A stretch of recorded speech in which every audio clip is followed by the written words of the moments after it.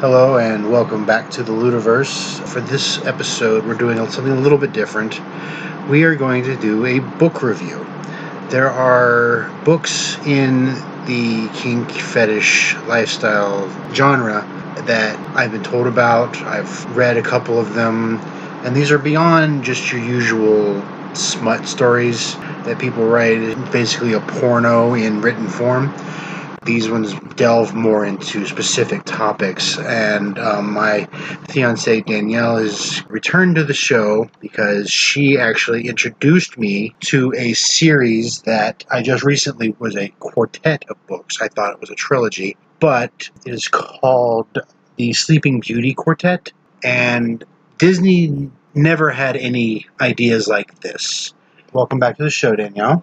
Hello. And if you'd care to go into a little bit of details about the book, like how you ran into the book, first came across it, and like that. Actually, the irony is when I first started becoming interested in BDSM, of course, through smut, reading smut, and sad enough, 50 Shades of Grey, some friends, as well as my ex-husband included, informed me of Anne Rice's series of Sleeping Beauty. This was before it became a quartet. I read the first 3 novels. I have not read the 4th. And I realized everything else that I had read before this barely scratched the surface. And I noticed throughout the series, each book delves a little bit deeper and more into subdom and further sexual acts, which I found pretty extreme. But there were times, yes, I had to put the book down and take a pause and to try to understand, okay, how would this work in my head? And if some of you are not comfortable with rape play, then this book series would not be a series to read, because it begins, we all know the story of Sleeping Beauty, or the Grimm's brothers, is she's woken by a kiss. In this novel series, she has to be raped. Her virginity has to be taken to be woken. So from the very beginning, it's a very intense novel series, but very entertaining. Intense doesn't quite cover all of it. I got to listen to them in audio form, and I made the mistake of doing that while I was at work.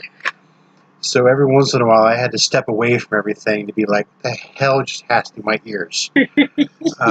There is some things in there that went beyond anything that I even imagined could be part of it. Yeah, one part where people were used as horses.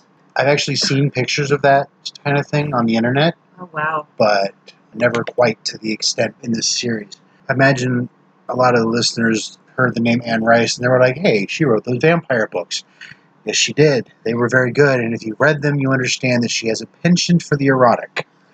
These books go so far beyond erotic into pure, downright debauchery.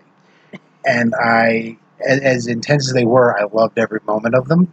They were very interesting to listen to, but they are not for the faint of heart. They should come with a list of trigger warnings and content warnings. They will make the faint at heart very uncomfortable. Actually, in the front of the books, they do that, so I'm surprised they didn't have that in the Audibles. But, when I bought these books, shockingly, I can't find them, so I don't know where they disappeared to. But when I bought these books, they weren't shrink-wrapped, whereas 50 Shades of Grey was.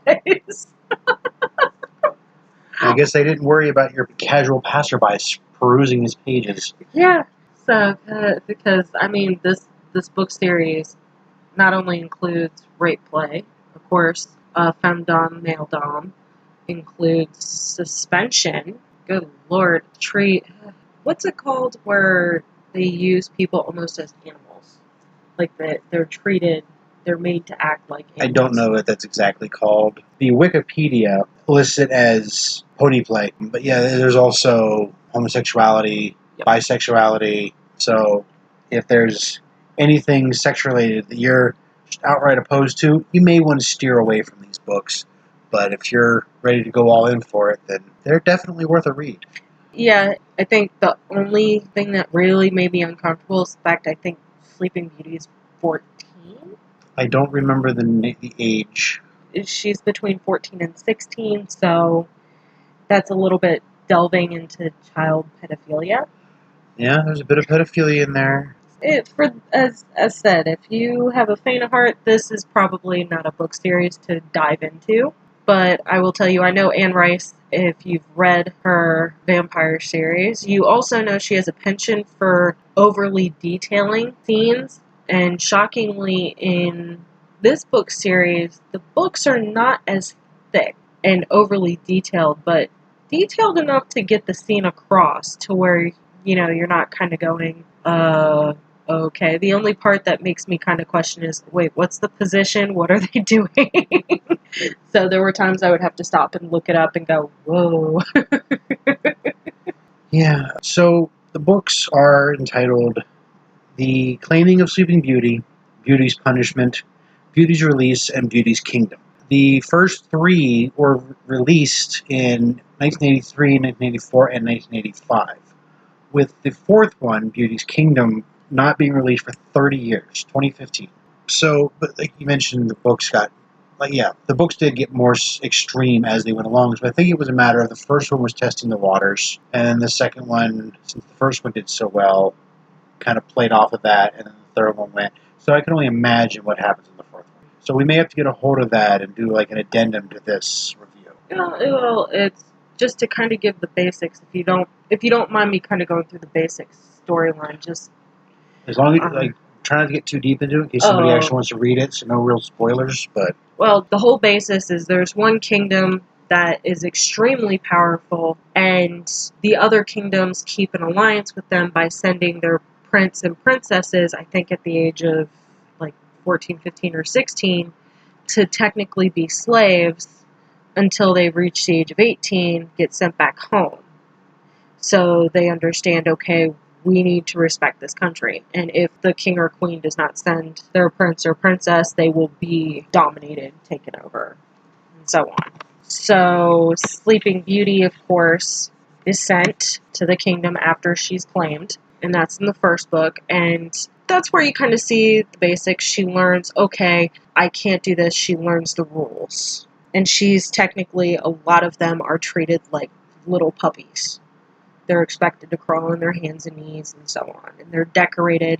And what I find interesting is there are servants that are assigned to each of the slaves that are there to bathe them, massage them, and care for them in that sense. And that's when I think during that book is when I got to read more into quite a bit of the suspension play, which was one of the punishments that they had. So I'm not going to go into detail on that one. In the second book, because at the end of the first one, she breaks a pretty bad rule. And when you break a rule in the palace, you get sent to the town. And that's where you see the slaves actually pulling carriages. And I believe it's about a party of 6 or 8 hooked up, completely naked, pulling a carriage with just on their feet with their hands raised behind their head. So it was pretty interesting, and they do household chores in very erotic ways, and their punishments are even more extreme with more fierce flogging and so on. But their bodies, of course, are cared for.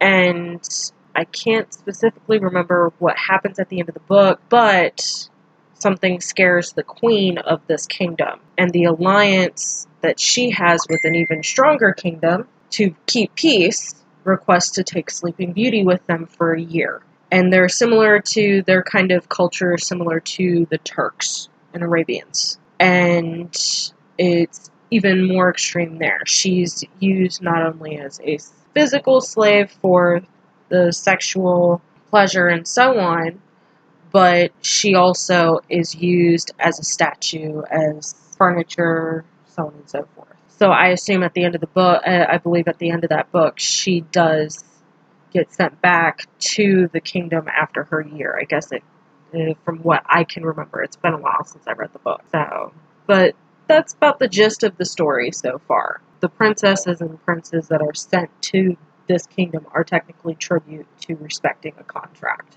But I swear, I think Anne Rice really did her research on this, and I respect her for that.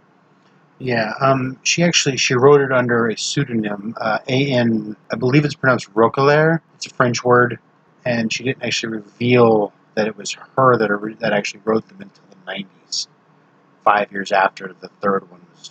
Gotcha. But yeah, I was doing a little research while you were speaking, and I see that they were actually working on a television adaptation.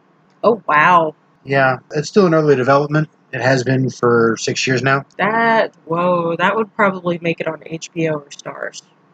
Or Skinamax. Oh, yeah. Out of 5 stars, what would you rate the series? I really enjoy it. I'd say about 4.5, because again, there were times I kind of had to take a breath, pause for a second, and go, whoa, what am I reading? Okay, But I do respect her at the fact that it does respect the BDSM culture and lifestyle, because there are those who are very into the lifestyle from not just in the bedroom, but everyday life. And you see some of that in these books, and not in a bad way either. But it is very respectful to rules in it, to limits, because the doms that are in this kingdom do respect the limits with the rules. Okay, so there you have it. If you liked 50 Shades of Grey, then you should probably check this one out so you can get an experience of what real BDSM is. Thank you for coming back on and discussing this with me.